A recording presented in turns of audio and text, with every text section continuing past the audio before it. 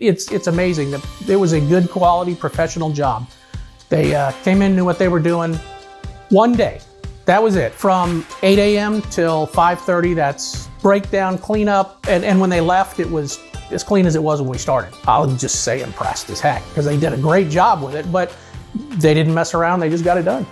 They listened, if you had something, even in the initial stage, well, she said, I want to do this and this. They have options. It's, like I say, it's not a cookie cutter by any stretch. You design where you want it.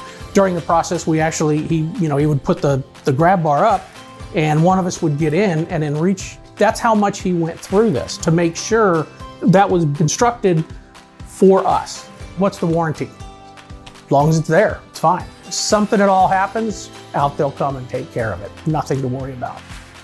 The gentleman came out, did a quick look, we sat down.